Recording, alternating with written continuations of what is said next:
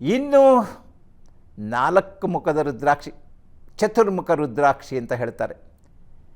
ಇದಕ್ಕೆ ಅಧಿಪತಿ ಗುರು ಅಂತ ಹೇಳ್ತಾರೆ. ಗುರು ಯಾವುದಕ್ಕೆ ಒಳ್ಳೆಯದು? ನಿಮಗೆ ವಿದ್ಯೆ ಕಲಿಸ್ತಾನೆ, ನಿಮಗೆ ವಿದ್ಯೆ ಬರೋ ಥರ ಮಾಡ್ತಾನೆ, ನಿಮ್ಮಲ್ಲಿ ವಿದ್ಯಾಶಕ್ತಿ ಹೆಚ್ಚಿಸ್ತಾನೆ. ಅಂದರೆ ನಿಮ್ಮಲ್ಲಿ ಕಲಿಯೋ ಆಸಕ್ತಿ ಇದ್ದರೆ, ಏನೋ ಒಂದು ವಸ್ತುವನ್ನು ಕಲಿಬೇಕು ಅಂತ ಆದರೆ, ನೀವು ವಿದ್ಯೆ ಕಲಿಯೋದ್ರಲ್ಲಿ ದಡ್ಡರಾಗಿದ್ದರೆ, ವಿದ್ಯಾರ್ಥಿಗಳಲ್ಲಿ ಹೆಚ್ಚು ಕಾನ್ಸಂಟ್ರೇಷನ್ ಪವರ್ ಇಲ್ಲದೆ ಹೋದರೆ ಈ 4 ಮುಖದ ರುದ್ರಾಕ್ಷಿನ ನೀವು ಧರಿಸಬಹುದು ಅಂತ ಹೇಳುತ್ತೆ ಶಾಸ್ತ್ರ.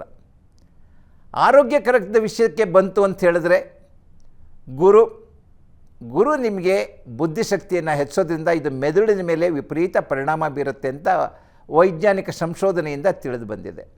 ಆದ್ದರಿಂದ ಈ 4 ಮುಖದ ರುದ್ರಾಕ್ಷಿ ನೀವು ವಿದ್ಯೆಯನ್ನು ಗಳಿಸಲಿಕ್ಕೆ, ಯಾವುದೇ ಹೊಸ ವಿದ್ಯೆ ಆಗಿರ್ಬೋದು, ಅದು ಕೇವಲ ವಿದ್ಯಾರ್ಥಿಗಳೇ ಅಲ್ಲ, ನನಗೇನೋ ಸಂಗೀತ ಕಲಿಬೇಕು ಈ ವಯಸ್ಸಿನಲ್ಲೂ ಅಂತ ಆದರೆ ನಿಮ್ಮಲ್ಲಿ ನೀವು ಇನ್ಫೀರಿಯರ್ ಆಗೋದು ಬೇಡ, ನಿಮ್ಮನ್ನು ಸುಪೀರಿಯರ್ ಮಾಡುತ್ತೆ ಈ ರುದ್ರಾಕ್ಷಿ ಹಾಕ್ಕೊಂಡಾಗ. ಖಂಡಿತ ನೀವೇನು ಕಲಿಬೇಕು ಅಂತ ಏನು ಗುರಿ ಇಟ್ಕೊಂಡಿದ್ರಲ್ಲ, ಆ ಗುರಿ ಸಾಧನೆ ಖಂಡಿತ ನೀವು ಸಾಧನೆ ಮಾಡೇ ಮಾಡ್ತೀರಾ.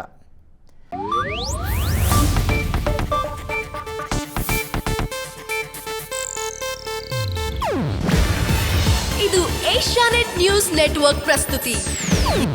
ನೀವು ನೋಡ್ತಿದ್ದೀರಾ ಏಷ್ಯಾನೆಟ್ ಸುವರ್ಣ ನ್ಯೂಸ್.